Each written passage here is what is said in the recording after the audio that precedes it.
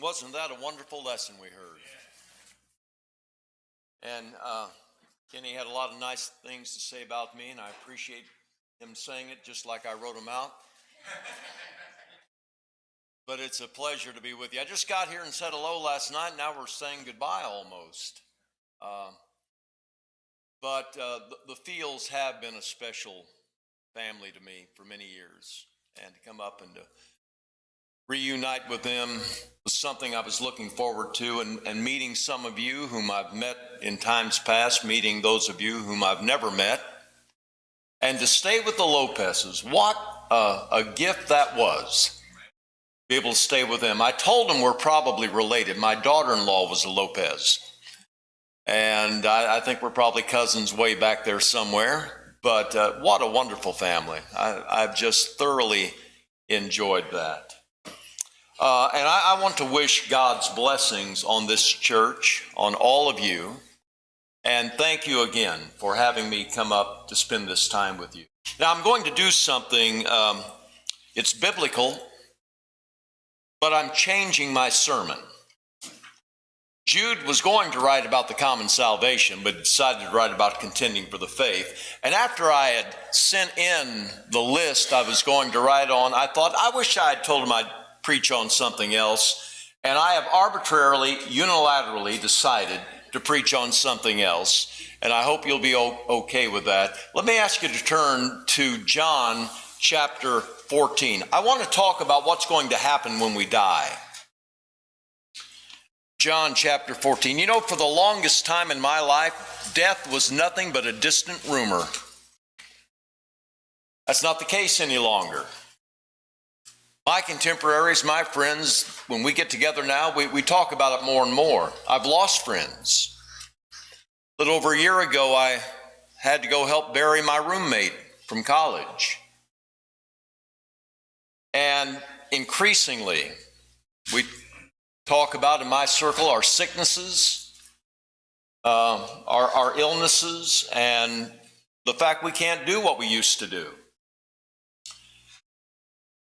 Every religion has something to say about death. Christianity is the only one that says something to death. Oh, death, where is your sting? Oh, grave, where is your victory? So I want to talk about that this morning from John 14. Let's begin by getting the text in front of us. I want to read the first 14 verses of John 14. Let not your heart be troubled. You believe in God, believe also in me. In my Father's house are many mansions. If it were not so, I would have told you. I go to prepare a place for you. And if I go and prepare a place for you, I will come again and receive you to myself, that where I am, there you may be also. And where I go you know, and the way you know. Thomas said to him, Lord, we do not know where you are going, and how can we know the way? Jesus said to him, I am the way, the truth, and the life. No one comes to the Father except through me. If you had known me, you would have known my Father also, and from now on you know him and have seen him. Philip said to him, Lord, show us the Father, and it is sufficient for us. Jesus said to him, have I been with you so long, and yet you have not known me, Philip? He who has seen me has seen the Father. So how can you say, show us the Father? Do you not believe that I am in the Father and the Father in me? The words that I speak to you, I do not speak on my own authority, but the Father who dwells in me does the works. Believe me that I am in the Father and the Father in me, or else believe me for the sake of the works themselves. Most assuredly I say to you, he who believes in me and the works that I do, he will do also, and greater works than these he will do, because I go to my Father. And whatever you ask in my name, that I will do, that the Father may be glorified in the Son. If you ask anything in my name, I will do it. Christ did not have a lot to say about death, small case d. He had some very important things to say about death, capital D. And he's talking about these things here. And I want to use this text as the basis for what I have to say this morning. Let me give you an outline that will follow from this text.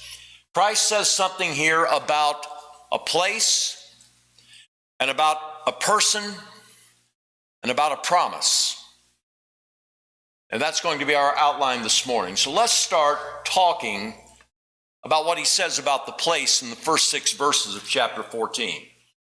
He begins by saying, let not your heart be troubled. And that is curious to me that he would say that, because in the preceding 3 chapters leading up to 14, each chapter tells us Christ was troubled about something.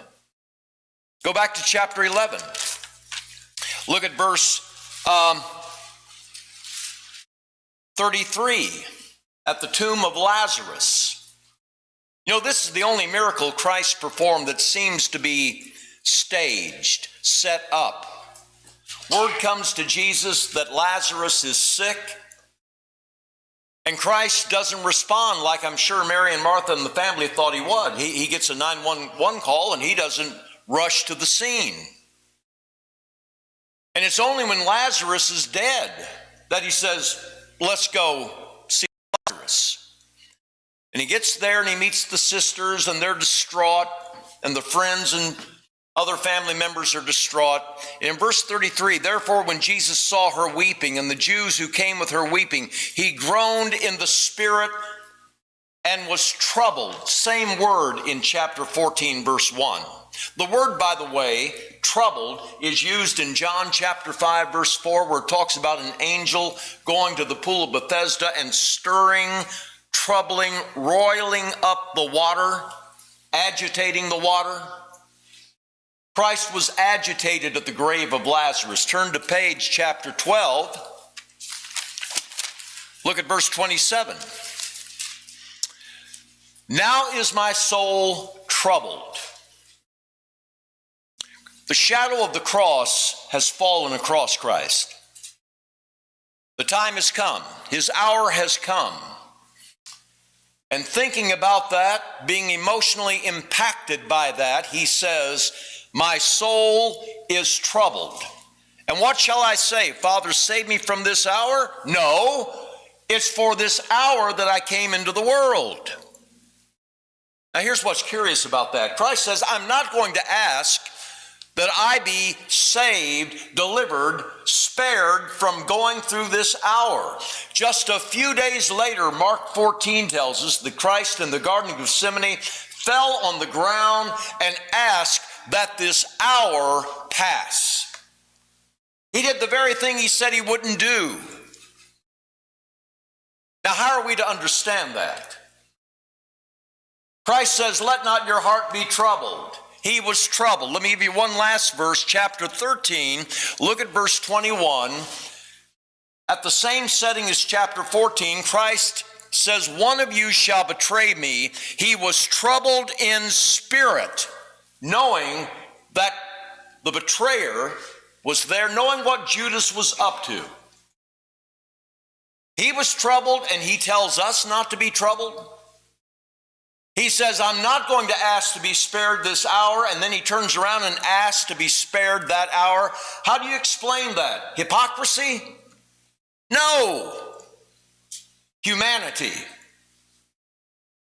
That's the way we are.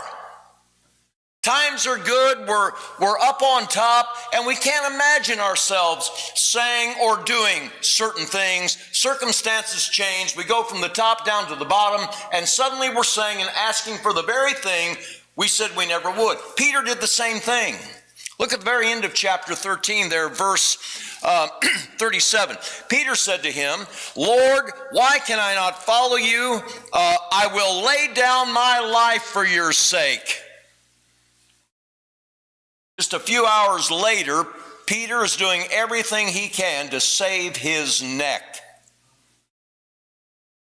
Now that's us. But when Christ says, let not your hearts be troubled, he's got a good basis for saying that. He says, believe in God. You believe in God, believe also in me. Now that's always going to be the solution to trouble, to emotional upheaval.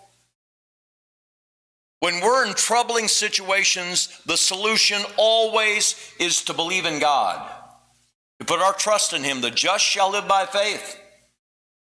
And Christ is going to tell us 3 reasons for not being troubled, and the first concerns a place.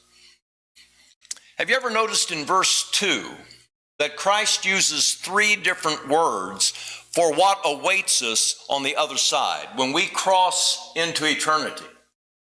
3 words to describe what awaits us. In my Father's house. My Father's house. Have you ever done door-to-door evangelism?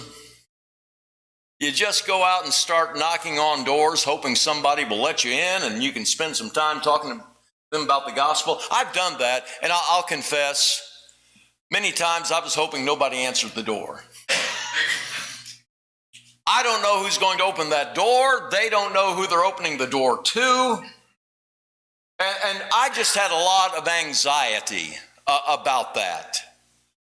I really admire door-to-door salesmen.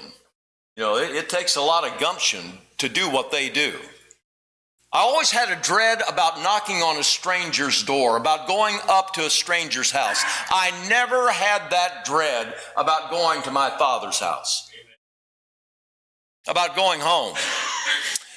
I mean, I was raised in a ramshackle farmhouse, but when I think about that place, it's one of those Thomas Kincaid cottages in the woods at twilight with the warm glow of light just spilling out. That was home to me. In my Father's house, C.S. Lewis, hearkening back to George MacDonald, learned something that completely turned his life around, and that was coming to the realization that at the center of the universe, the reality at the center of the universe is not a hanging judge, but a loving Father. In my Father's house are many mansions. Do you know that word for mansion only appears one other time in the New Testament, and it's in the same chapter. Go down to verse 23, John 14. Jesus answered and said to him, if anyone loves me, he will keep my word, and my Father will love him, and we will come to him and make our home with him. And that's the word translated mansion. And I get so tired of these know-it-alls, these critics, these theologians who try to convince me that mansion is not the proper translation of this word. Okay, maybe it's not the best translation, but I think it's the best explanation. I think it's the best interpretation. I mean, how are we to think about our Father's house? As a condo? As a 3-bedroom, 1-bath ranch? I mean, if any house is worthy of being thought of as a mansion, I mean, what's that word mean to us? That means the Lopez's house. You know, how are we to think of our Father's house if not as an elegant, gracious, lovely mansion? That's the home that awaits us. And Christ says something before he uses the last word. If it were not so, I would have told you. If it was any different than what be not troubled, let not your heart be troubled. Here's why. If it was otherwise, if there was a reason for you to be worried, I tell you. But there's nothing to be worried about. I had a biopsy one time, about 30 years ago. It was nothing. Of course, I was worried sick. And I can remember coming out of the anesthetic, and I look over from the doctor who did it, standing over there doing some writing on something. And I said to him, do I have anything to worry about? He just looked at me, didn't say a word. He went, if I'd had something to worry about, he would have told me. I still worried. But there was nothing to worry about, and he was right. I go to prepare a place. There's the third word. Home, Father's home, mansion. You know, in 1 Corinthians, our bodies are called the temple of God.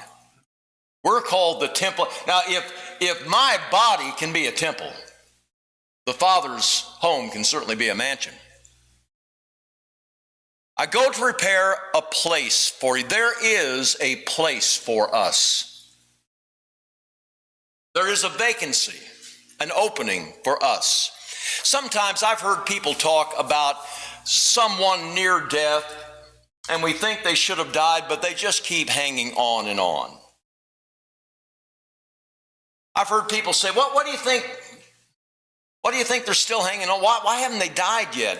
And one time I heard a person say, well, maybe God just isn't finished preparing their place. What nonsense. The place Christ was going to was the cross. He tells them, verse 4, you know where I'm going. I've been telling you where I'm going. I'm going to the cross. Thomas, no, we don't know where you're going. That's because you haven't been paying attention. That's because you've been letting your prejudices get in the way of what I've been telling you. You've not been listening. You've been afraid to hear what I'm saying. He was going to the cross. That's where he prepared everything for us. And so the place that awaits on the other side is a place that Christ prepared for us at Calvary. So when we die, know that there is a place. But even more importantly, maybe, know that there is a person. And this is verses 7 to 11. If you had known me, you would have known my Father also. And from now on, you know him and have seen him. And then Philip. You got to love Philip. He was one of the first disciples. I think he was there on day 2 of Christ manifesting himself as the Savior, as the Messiah, the coming one. Philip was a glass half empty person. Remember back in John chapter 5, Christ gives Philip a pop quiz. I always hated when the teacher came in and said, take out a sheet of paper. Christ gives him a pop quiz. They've tried to get away from the crowds. Christ wanted to get the disciples off by themselves. He says, let's get in a boat and get out of here. And they sail across the lake, but the people follow on shore around. And by the time the boat gets to land, the people are already there waiting. Now, when I get a silly call at midnight, that usually irritates me. But Christ wasn't irritated. You know, he didn't feel impinged upon. He had compassion on them. And he talked with them. And toward the end of the day, he says to Philip, you know, everybody's hungry. We need to feed them. Now, let me say something. They've been there with Jesus one day. I think they could have gotten home okay. They may have been hungry. I think they could have gotten home. I don't think any of them would have passed out due to lack of strength. If you ever came to my house when I was a kid growing up, Mom wouldn't let you get away without feeding you. You know why? Because my mother was kind. Love is kind. You ever think Jesus did something for no other reason than that he was kind? A few years ago, I edited a book by a lady who lived out in Delaware, I think, a couple years older than me. Don't remember the name of the book, but I've never forgotten the story. She was raised in southeastern Pennsylvania, Lancaster County, Amish area. She wasn't Amish, they were something else. 10 kids in the family. They ran a dairy farm. The kids would get up at 4 in the morning to milk the cows. Often there wasn't time to go in and get cleaned up before the bus came. So they'd have to get right on the bus, smelling of the barn, dirty. They were pariahs. All the kids were pariahs at school. Kind of like Pigpen in Charlie Brown. Was that the name they called him? And the worst part of the story was when this individual got into early teens, her father began molesting her horribly. Worst thing I've ever read in my life.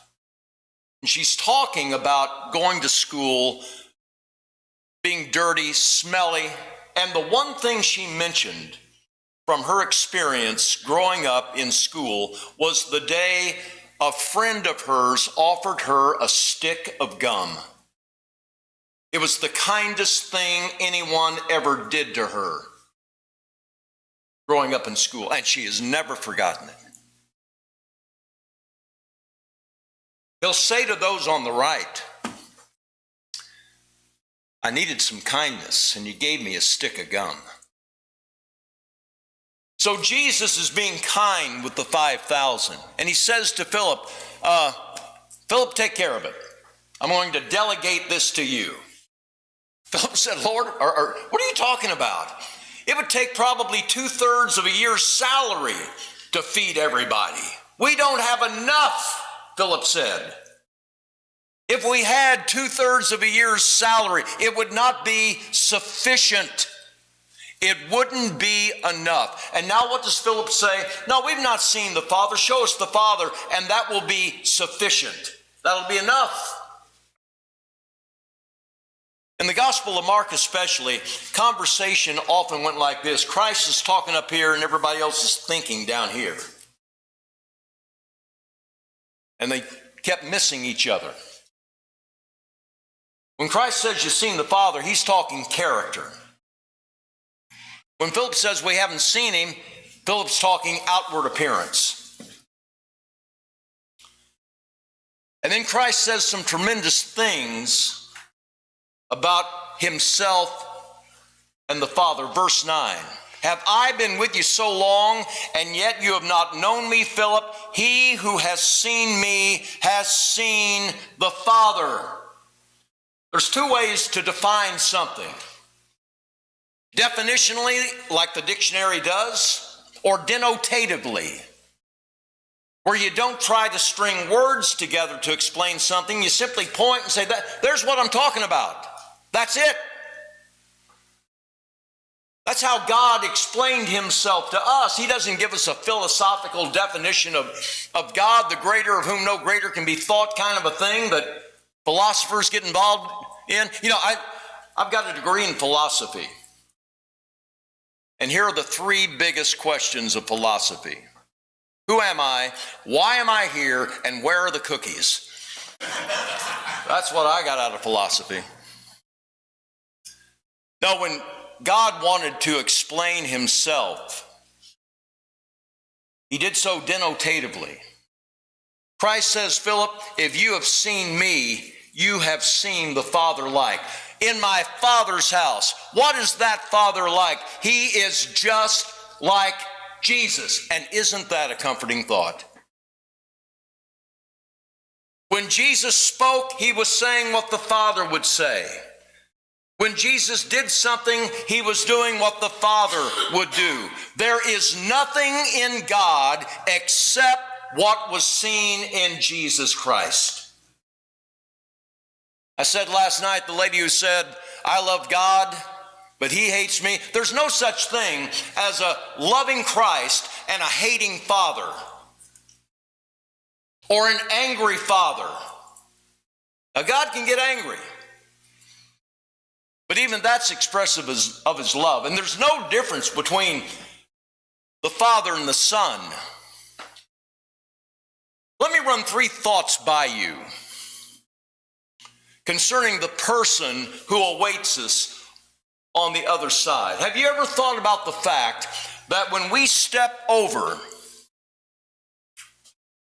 and see the Lord, we are meeting our defense attorney? We think of eternity as the first thing that's going to happen. There's going to be a judgment. We're going to stand before a judge, appear before the judgment seat of God. Have you ever thought about the fact the judge is our defense attorney? That's what 1 John 2 calls Christ, our advocate. The one who has taken our case and is arguing our case, and he's arguing our case to himself, in essence. The judge is on our side. That's the Father we're going to meet. That's the person we're going to meet on the other side. And then secondly, the one we're going to meet is the one who said, "Come unto me, all ye that labor and are heavy laden, and I'll give you rest." The one who opens his arms and invites us to him. That's who's waiting on the other side. And a third thing, one reason we should not be troubled about the person who awaits us on the other side in the place that is his home is our own wretchedness. Let me say that again. Don't be troubled about stepping over because of your own wretchedness. You know what mercy is? Mercy is that aspect of love that looks at another's trouble, wretchedness, and has to do something about it. Has to do something to help. Mercy cannot walk away from need or despair or hurt. Mercy just can't walk away from that. And the one standing on the other side, who is there to defend us, who invites us to himself, is mercy incarnate. There's no such thing as a Jesus without mercy, as a Jesus without compassion. And folks, all my hope is pinned on that quality of God. If I'm conscious when it happens and I'm able to say it, the last words for me are going to be, "God, be merciful to me, a sinner." That's the person who awaits. And then there's this promise given in verses 12 through 14. Let's read those verses again. "Most assuredly I say to you, he who believes in me, the works that I do, he will do also, and greater works than these he will do, because I go to my Father. Whatever you ask in my name, that I will do, that the Father may be glorified in the Son. If you ask anything in my name, I will do it." Now I think Christ is here speaking directly to the apostles about the work that he is getting ready to send them out on, and he makes this really astounding statement. The works that I do, you'll be able to do. Not only that, you'll be able to do greater than I've done. Now, how can that be? How could these 12 men do greater than what Christ did? I'll tell you how. Baptizing 5,000 people is greater than feeding 5,000 people with fish and bread. Raising the dead in sin is greater than raising Lazarus from the dead. The greater works they would do would not be of the material kind. They'd be of the spiritual kind. And that's what Christ is sending them out to do. Christ called these men. They had disappointed him in various ways. They've made promises they didn't keep. But Christ was not in despair. He chose them, and he was glad he did. He had done his best with them. And he believed that they had the virtues to get them through. I read a story about Christ going back to heaven, and an angel walks up and says, "Well, what now?" And Christ says, "Well, I've left 12 men behind to carry on my work." And the angel said, "Well, what if they fail?" Christ said, "I have no other plan." And these men, for all their foibles, for all their immaturity, For all their ignorance, they did not fail. And Christ says in verse 13 and 14, whatsoever you ask in my name, that I will do. If you ask anything, I will do it. Now, does that mean he was giving them, is Christ giving us a carte blanche?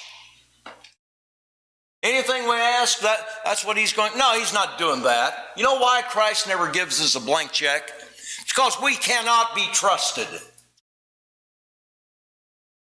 Anything we're given, we'll take, and we'll warp it as badly as sin can warp it. What they needed to carry out the mission he gave them is what he would supply them. Now let's apply that to our situation as we face death and we're troubled by it. And listen, trouble can be a reflex action. Like Amos said last night, the lion has roared, who will not fear? There are things that happen that catch us by surprise, off guard, and they rattle us. Last April, I was in Gatlinburg with a group of college friends, and we were all staying at a lodge there, and every night this giant black bear came down out of the hill and got into the garbage. That thing stood up, easily 8 foot tall. I've got a picture I'll show you later if you want to see. Last night we're there, the bear's down foraging in the big garbage bin. And I got up to within about 15 feet of it. Everybody else is standing in the front door of the lodge. I'm going to get a good picture of that bear, and I snap a picture. If that bear had turned and growled, I would have trampled anyone standing between me and the lodge. I would have gone up to my room, got in bed, pulled the covers up over my head, and I would have slept well. That's the reflex action I would have had. So yeah, there's times we're going to be troubled. But when you are, ask God, ask Christ for help. And whatever you ask him for, to help you deal with the fear, with the dread,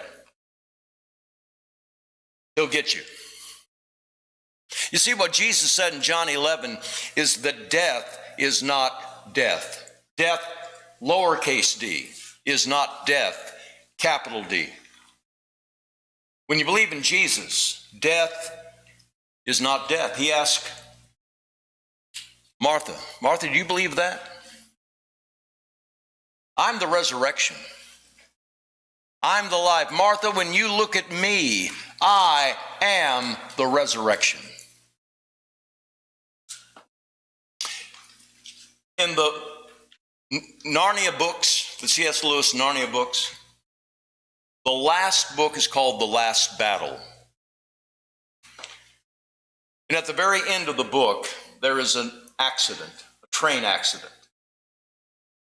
Peter and Lucy and the kids, they're all on the train.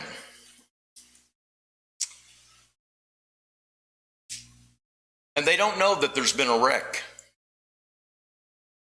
And they don't know that they were killed in the wreck.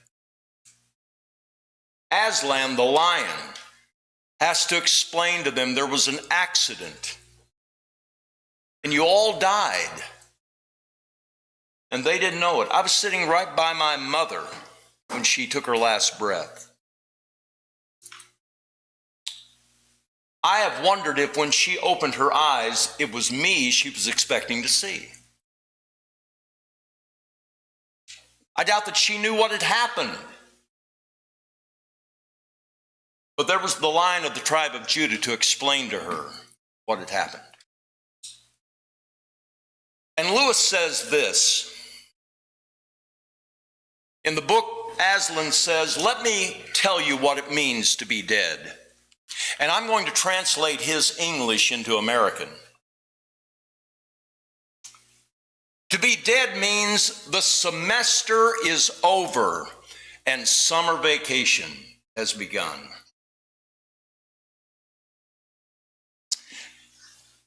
Lewis writes that all of their lives, of the kids and their parents, all of their lives up to that point had been nothing but the cover and title page. And they were now at chapter 1 of the great story. And every chapter thereafter would only get better. That's how I think of heaven. An eternity of it only getting better. An infinite God is capable of making that happen. Let not your hearts be troubled. I asked the kids, Lopez kids, and I asked Holly this morning, should I preach long or short? It was unanimous. I'll let you guess what they said.